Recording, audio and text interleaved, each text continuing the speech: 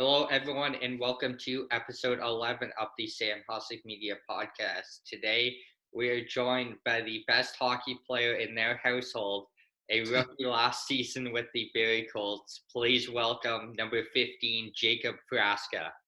Hey everyone, thanks for having me. Appreciate it. Absolutely. So we'll jump right into things here. Your minor midget year, take us through that year down in Mississauga and how it went. Well, minor midget, I played for the Mississauga Senators. I was supposed to be coached by Jason Payne, and then he went to the ECHL, so it ended up being coached by Lance Crandalls and Nelson Mello and Alex Bizaria. So the two guys before they coached in York Simcoe with like Virling and Byfield, and obviously that top team as an L2 team, and then they came and coached us. So it was a good year. We finished sixth in the GTHL, and obviously in the GTHL, like that's pretty good. That's mid pack, and that's obviously a playoff spot too. So that's pretty good. And obviously we didn't win any tournaments that year. GTHL, like that was all Don Mills that year. So that was all Clarkey and Shaner. So it was still a good year and a successful year, and lots of memories there. Now, a couple of guys you mentioned there, Shane Wright and Brant Clark. Obviously, you play with Clarkey, but how amazing was it to play against those guys back in minor midget? Yeah, it was a lot. Going against them a lot. We played them a lot in my whole life. Tournaments, season, even playoffs. I played them once in the playoffs in Bantam, and just going against those guys every night and seeing the intensity they have and how much skill and passion they have for the game it's a lot. And being friends with them now, like I obviously Clarkey's on our team, and then Shaner I train with once or twice a week. So I'm seeing them a lot, and I'm learning from them, and I'm seeing what they do and how I can learn from them. And yeah, it was a lot going against them. It's a lot easier playing with them, like Clarkey, and I love that. But it's also fun in practices going against him and getting on his bad side, and yeah, it's fun. Now, heading into your OHL draft year, did you kind of have a list of teams in your mind that thought you might be going there, or was Barrie kind of at the top of that? Well, obviously, there was about like 15 out of the 20 teams that reached out, or maybe more. It was a long time ago, so around 15, 18, or whatever it was, that reached out either with an email, call, or whatever. And um, yeah, Barrie obviously was one of my top choices. It was close to home, and it was one of my last visits of the year. So I actually went to visit Jason Ford at the BMC days before the draft, and I thought we had a good interview too. So I thought that was going to be a top choice, and it was around like 9 picks before the 45th pick, which is what I went, and it was like 9 picks before, and he said my agent actually called me saying that Barry's looking to take you at the 45th pick. And once when that happened, I didn't even want the other teams before to even consider taking me. I was like, I want to go to Barrie at 45. So yeah, obviously there was top choice, and it worked out. So perfect. Yeah, so as you mentioned there, third round, 45th overall. Just take us through the moment you hear your name called there, and just take us through your whole draft day. Well, the whole draft day was a little weird. I remember it wasn't. I was thinking the day of I was going to be really anxious and have anxiety, but it wasn't though. I was actually I was calm, and things just went how it was. There was obviously there was like a power outage and some glitches or something, some Wi-Fi. I don't know what it was, but yeah. So it was like mid-second round, and then everything shut down. So I just went outside and played basketball for like an hour, and then it went back on, and then I got a call saying I was going to Barrie. And actually, we had it up on the TV. My whole family was watching, and it said from the Mississauga Senators they're drafting Jordan Frasca, and they got the name wrong. So my name is actually Jacob, and they said that they were drafting Jordan. So um, I knew it was me, though. Obviously, it wasn't Jordan. He was already drafted. He was already in the OHL. So um, yeah, it was crazy. I was jumping for joy, and I was just happy to go to Barrie Colts. Now you mentioned there your brother Jordan, a member of the Kingston Frontenacs. What is some of the advice he kind of gave you on that day? Obviously, he had been through that process already. Well, obviously, Jordan went a little later in the OHL draft, and I got to see like the highs and lows of the draft too. So he was one of those guys that always worked at it. Like he was a seventh round pick, and not all seventh round picks make it. Like not really at all. So just see how much that guy worked off the ice, in the basement, and his work ethic is really like helped me along too, and it gave me that competitive edge too. So we can go against each other um, and battle it out. So it was perfect having an older brother to show the way and show the path. So he really helped out a lot, and I could see a lot from him and learn a lot from him and go against him. And he's just a competitive edge, and obviously he had a successful year last year too. So I'm trying to have one as well. So it really helps out having another brother in the OHL. Now, a guy I believe you would have met on draft day along with Grant Clark was Dale Howardchuk. Obviously, unfortunately, passing away last summer. Just take us through the impact Dale had on your life.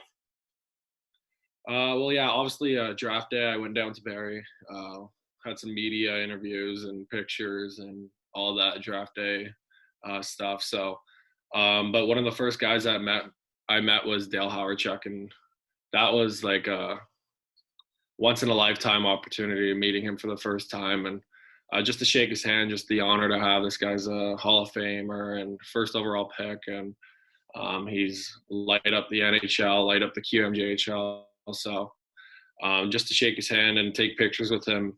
And I was hoping for him to be our coach and have that, um, have somebody like that lead our team would have been amazing. And it was just a surreal experience, and nothing like it. I remember it exactly, and I have pictures, and obviously a sad moment what happened this past year with him. So, um, but it was a once in a lifetime opportunity, and it was really good. Now, take us into your first camp with Barry last year, the experience you had, and just some of the takeaways you had from it.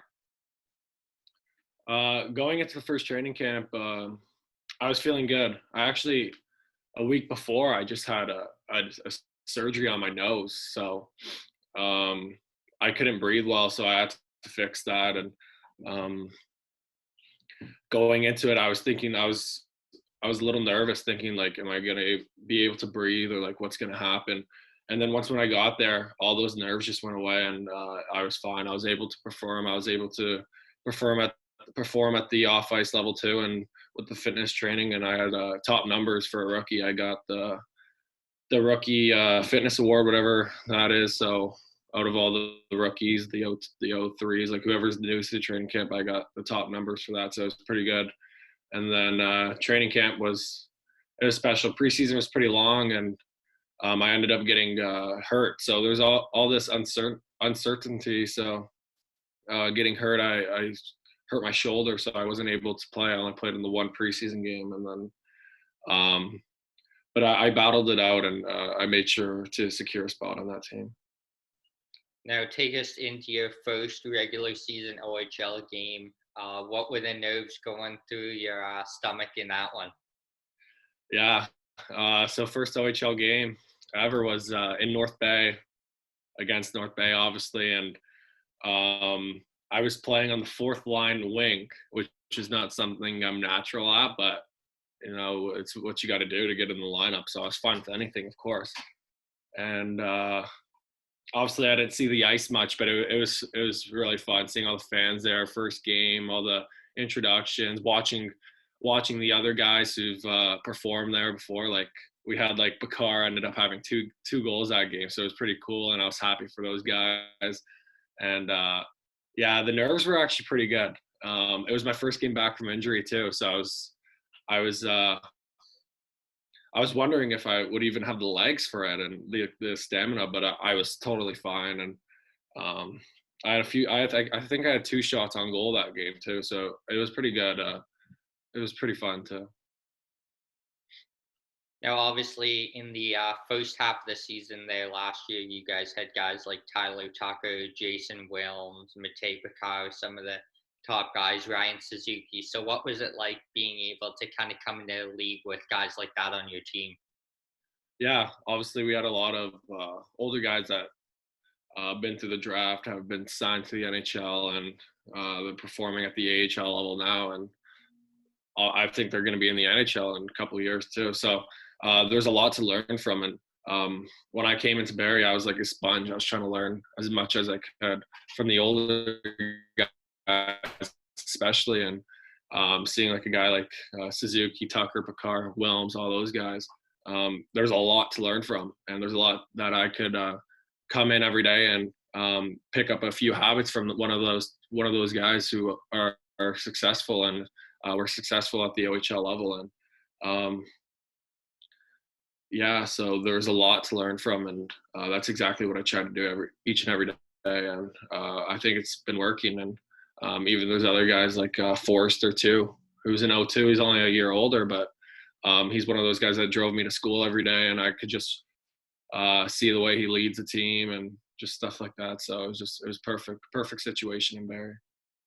Now, obviously, heading into deadline, a lot of moves were made, bringing in guys like Josh Nelson, Ethan Cardwell, and obviously Evan Vierling. So, just talk about the chemistry you guys kind of had when those moves were made. Yeah, when those moves were made, we were a little shocked at first. We thought um, trading the older guys wasn't the right move, but it ended up being the perfect move. We got obviously younger power that were really good. Ethan Cardwell, Vierling, we got punted as well. And then Josh Nelson and all those guys even sat like right beside me, like Verling and Nelson sat right beside me. So I got to know them right away. And that was really good for me. And seeing guys that were in the other conference, in the Western Conference, and they had a year in the OHL already. They were just rookies, like Vierling and Cardwell were just rookies. So I was able to learn from them too, and they were in their draft years too, and that's what I'm about to be into whenever the season resumes. So just seeing how they prepare themselves for the game, and how they just everything, being able to be friends with them too. So you get to see a lot and learn a lot from those guys. Now, after the trade deadline, coaching changed there in Barrie. Warren Reichel gets thrown out, and Todd Miller comes in, a guy who had been with the organization for 10 years as an assistant. Just talk about the change in the gameplay and the turnaround you guys really had when Miller came in. Yeah, well, obviously we had Warren Reichel before, and he was very old school. Obviously, if you know Reichel, he's very old school. So when that coaching change happened, we got Todd Miller, who was it was still the same systems and stuff, but it was just a different vibe in the room. And we were the underdogs coming into most games. And then I remember right after the deadline, right after the coaching changes, we went on a like, I don't know exactly, it was a long time ago now, but we went on a few games where we won a few in a row. It was like 6 or 7, I'm not sure exactly, but and then we just realized that like we can do some damage in this league, and we were about 4th or 5th in our conference. And that coaching change and those deadline picks really sparked a new identity for us. And we were just, our chemistry was better than ever, and our locker room was better than ever. So it was really fun. It was fun coming to the rink every day, and that's what really helped us be successful right after the deadline. And with that coaching change, just the chemistry in the locker room and on the ice, and everyone was just having a good time and looking forward to the next day. So that's exactly what happened. Now, obviously, in March of last year, season gets canceled. Just take us through where the boys were when you kind of found out that news, and what was your first kind of realization that the season may actually be done. So it was our last game in Owen Sound. Our last game was in Owen Sound, against Owen Sound, obviously, and we realized after that the NBA and the NHL were all shutting down, so we figured that we were going to shut down. They announced that the next day, so it was after after the game, they said that the NBA was shutting down, and then the next day they were going to announce that the NHL was going to shut down. And that's exactly what happened. So we were just on the bus thinking whatever, like nothing's going to happen really. And then next thing you know, the next day everything shut down. And um, what happened was we went to the rink to have a meeting. We all thought it was only going to be like a 2-week pause. And then obviously it's been a year now. So we all thought it was going to be a 2-week pause. Like I left my like clothes at my billets, and obviously we brought our equipment home, so that was good. But I left clothes at my billets and stuff like that. And we just went to the rink next, and they said that they were going to shut down the league. So a few of us went to Deb's, the breakfast place in Barrie. That's one of our pregame meals. Is we would go there after morning skate and our morning routine, and at Barrie that's where we would go. And we went there one last time, just 4 or 5 of us, and next thing you know, we were home, and we're still home. So yeah. Now, obviously, it's been a year. How tough has that been on you as an athlete, not being able to play the game you love? Yeah, it's been tough, especially training a lot too. So if I'm training a lot every day in my basement, and at the rink and at the gym, and trying to do the extra stuff at home and stuff. And it's hard to see results when you aren't really in a game, like having an OHL game. So it's hard to see results. And obviously, that it's there because you're working at it every day and you're trying to master your craft. But without the games, like it's hard to see the results. And I was looking forward to having a breakout year, like Forster did, and all those guys. And I've learned a lot this summer though. So yeah, it's hard not playing a game, but there's a lot that I learned too. And training with like guys like Josh Roble, who had like Evangelista and Quinn, and they made big years. Yeah, Robes has like helped me a lot with my shot and with my offensive awareness. So I've learned a lot, and I've got way better. So I just need a game to show what I've been working on this past year.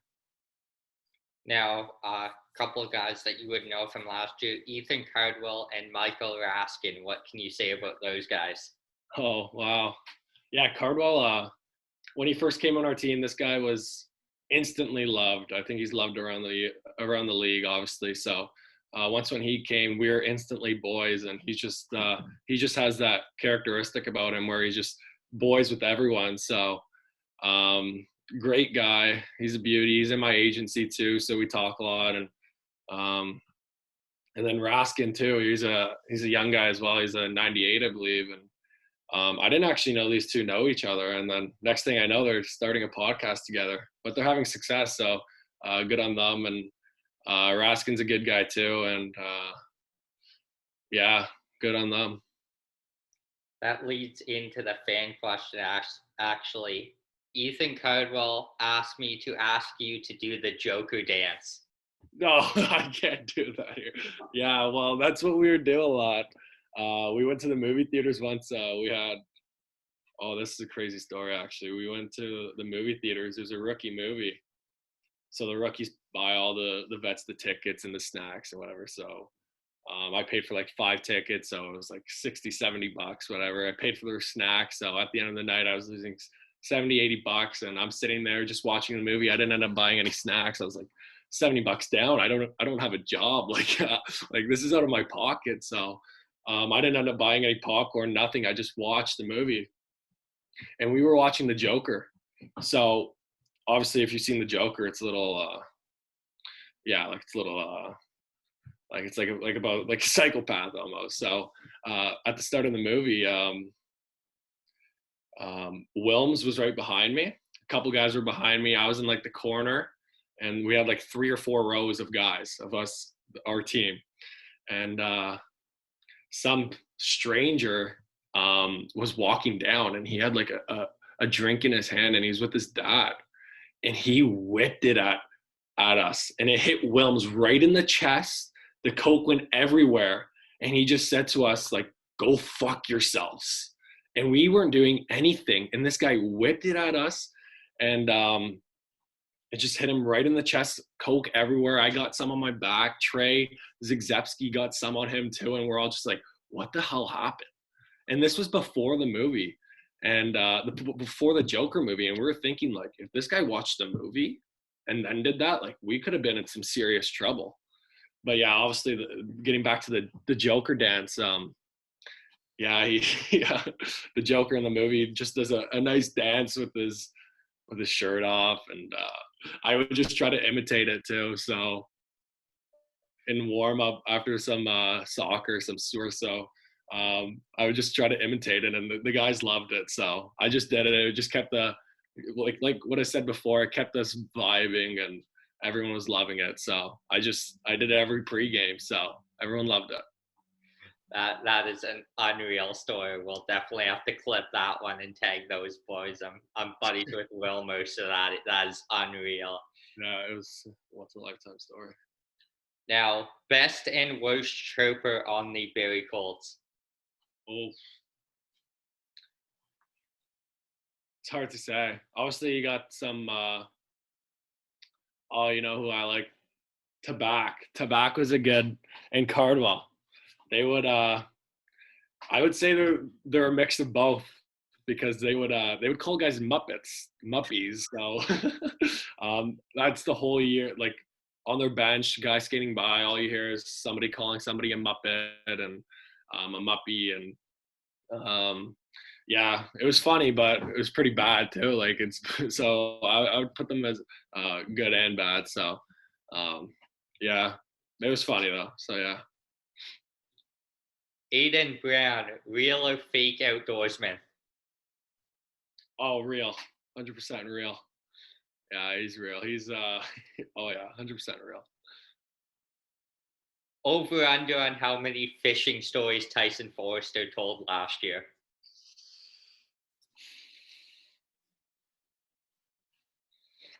I don't know. That's a hard one. He's got a lot. I see on his Snapchat story all the time of him hunting or fishing. So I gotta say he's right on. He's probably right. Like, so his Instagram's full of fishing, and his Snapchat was always him hunting. So yeah, I would say he's right on. Favorite OHL arena to play in? There's a few. I like playing in Niagara.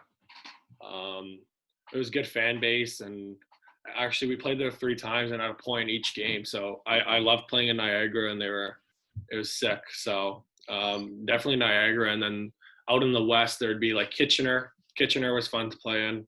The atmosphere, the rink was sick. And same with London. We only played there once, obviously, each, and it was just sick. It was sick. It was like a mini NHL. It felt like it was like 10,000 people in London, so it was really cool. Best and worst video game player on the team? Honestly, I didn't even play a lot of video games with them, but we would play. We would go back to Clarkie's Billets and play NHL sometimes. So I gotta say Clarkie has the worst. Well, he hopefully he sees this. So I gotta say Clarkie has the worst. He might tell you a different story, but well, I would always beat him in NHL, and then Allenson was actually sick at NHL. So those are the only 2 guys that I actually really played against. So yeah, Allenson the best, and Clarkie's the worst. Did you guys have bachelor nights last year where you'd go to one of their billets and watch The Bachelor? Yeah. Yeah, it was a little spread out though. So some of the older guys would go to each other's billets houses and watch it, and then us rookies would every Monday go to Trey Zygzewski's and Del Monte's house. So they were roommates, so it worked out. They had a ping pong table, and yeah, bachelor night was Monday night. So sometimes I missed it, sometimes I came. So it just depends. What was your kind of pre-game routine?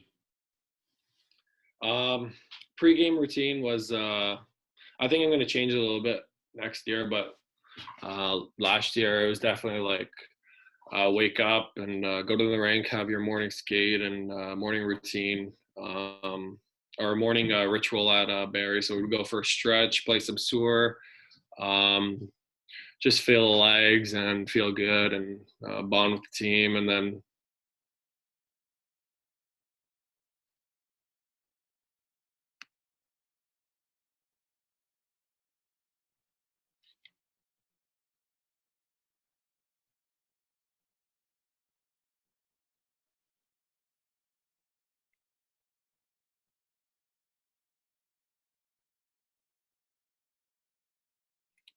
We good now? I think it just, yeah, can you froze. hear me? Yeah, Okay, yeah. I think we're gonna. yeah. Okay, yeah. Okay, so where was I? Yeah, I always like going on the ice before 10, 15, 20 minutes, just feeling my legs, feeling the puck, and getting ready for the the game at night. So then I'd come home. We would go to Deb's, is what we would do in Barrie. Um, we would go to Deb's. I would get the same meal every time with egg and home fries or whatever it was, and toast and jam. So it was the same ritual every day and or every game day, and then I would just come home, take a nap if it was needed. If it wasn't needed, I wasn't gonna force it. So and then pregame meal was my billet would she actually made really good pasta and chicken. So that's what I had every pregame, and then either well, it was the first half it would have been Piercy picking me up for the game, and then we would go get Clarky. Clarky was like down like 2 3 minutes from me, so we would go get Clarky, and then G me up, and then go back and game. Now, before we wrap up here, obviously, Brent Clark is going to be a top prospect next year. So, what's his biggest secret that no one knows about him? Biggest secret? Oh, there's a few. Well, obviously, Clarky, he's really smart on the ice and makes great like he's a once in a lifetime player. He's really good. He's gonna go top five hopefully in the draft, and he's gonna be playing in the NHL. So, but one thing fans don't know, well, there's two. I'll say two. One thing is he can be an absolute airhead sometimes. Sometimes he's just staring into the just anywhere and just like you try to talk to him, like you gotta like knock on his head almost because he just can be an airhead. And the other thing, he's a really messy eater.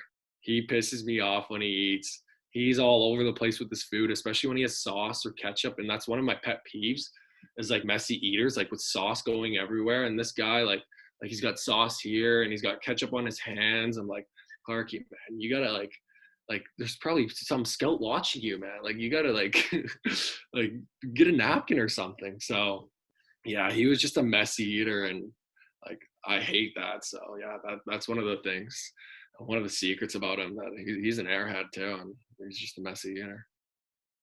Now, before we wrap up, the plaque you got there in the background, the Colts one, is that first Yeah, goal puck? yeah, that's the first goal puck. That's that plaque there. Yeah, that one.